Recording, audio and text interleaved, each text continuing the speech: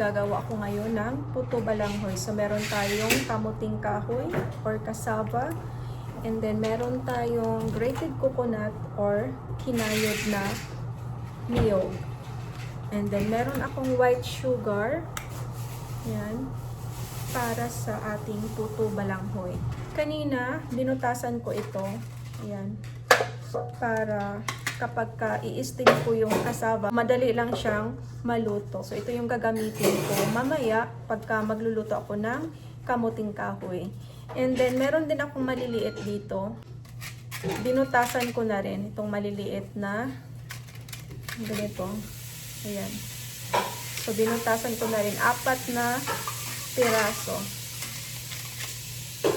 Meron akong ganito para gamitin ko sa pagpiga ng cassava. So, itong cassava, dito ko siya pipigain sa cloth na to. So, malinis naman to, bagong laba.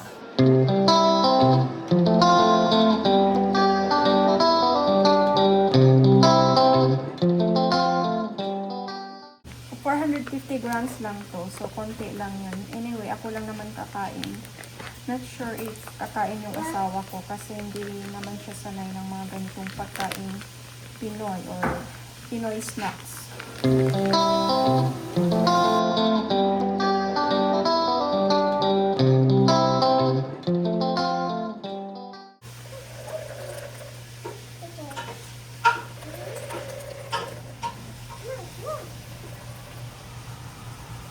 Pigaan lang ko ng maayos. Yan, yung pigang-piga talaga siya. Na wala nang katas na lumalabas.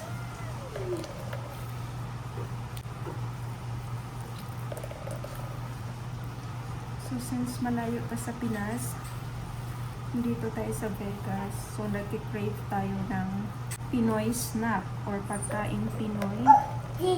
So, yan. Buti na lang may nabili naman sa Seafood City.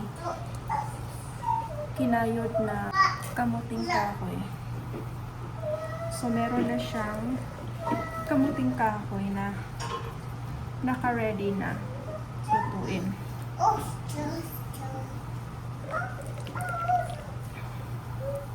So, okay na to. Ilalagay ko na to dito sa bowl na naka-ready na.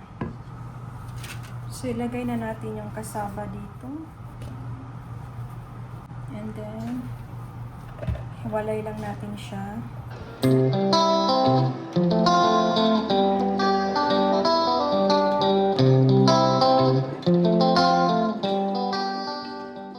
So, meron tayong kinayod na niyog dito. So, maglagay tayo ng 1/2 cup lang ng kinayod na niyog.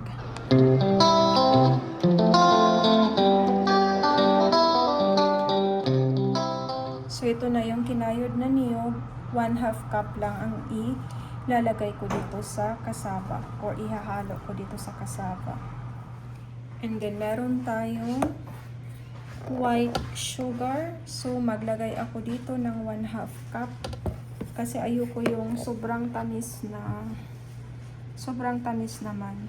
Yung sakto lang siya kasi ipapartner ko naman to ng coffee.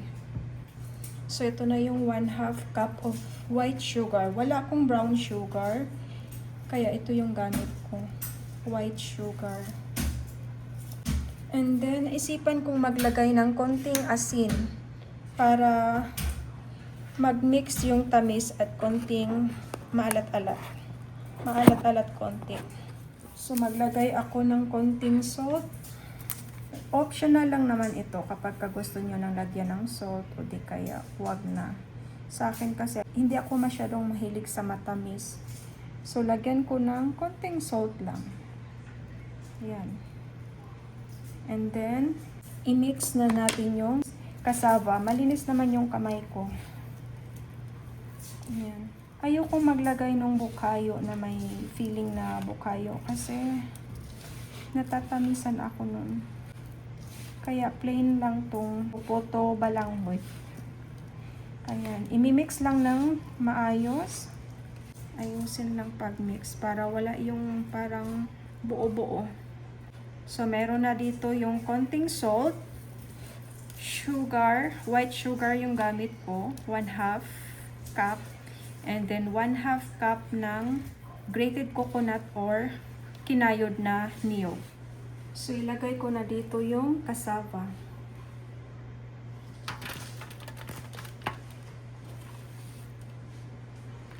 So, meron siyang konting mga butas. Binutasan ko siya para kapag nag-steam ako, madali lang siyang maluto.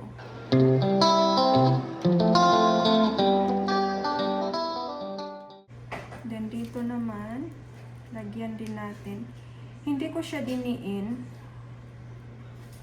Kapag nilagay ko siya, yan lang. Hindi ko na siya diniin.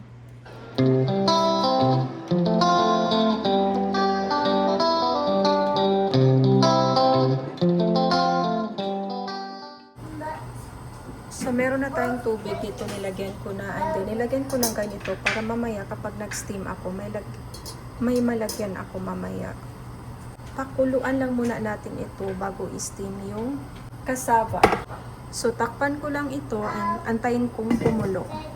Pagka kumulo na, saka ko na ilagay yung cassava, i-steam ko na dito. So, dito yung assistant ko. Para busy naman siya. No, not this one. It's not safe. Yan, papaya yan. Ito yung may iyak.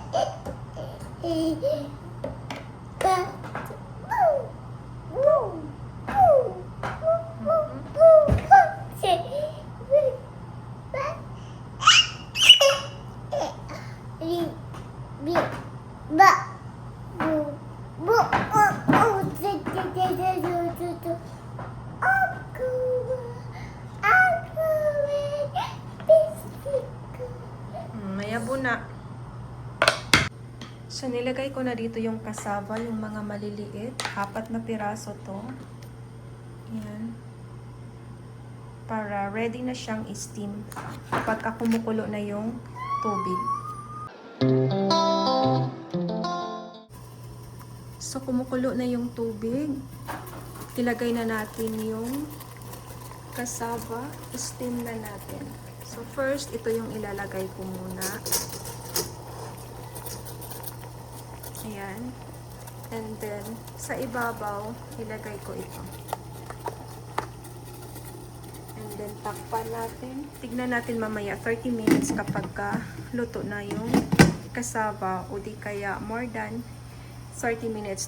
So, depende sa cassava kasi yung 4 sa baba, maliliit lang siya. And then, yung sa pinaka-top niya, sa pinaka-ibabaw is medyo malaki yung nilagay ko na cassava.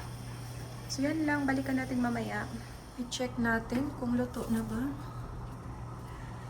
Yung sa ilalim kasi maliliit lang yun. Baka mas nauna yung maluto.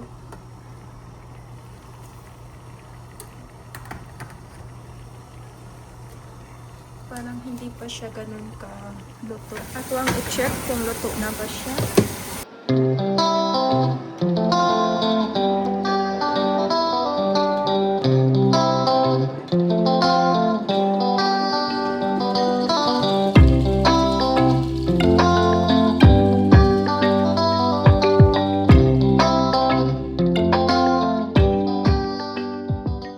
So, akong ibalik yung dako. Kaya, di pa ka siya imang maluto. So, ditanggal na nato ang mga kaning mga gagmay. Kaya dali ra siya maluto. Compare ano.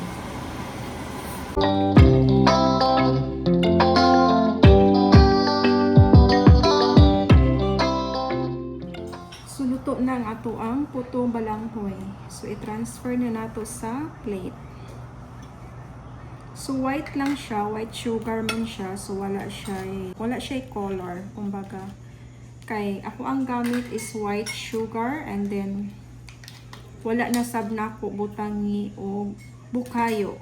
So, plain puto balanghoy ra gyud ni siya.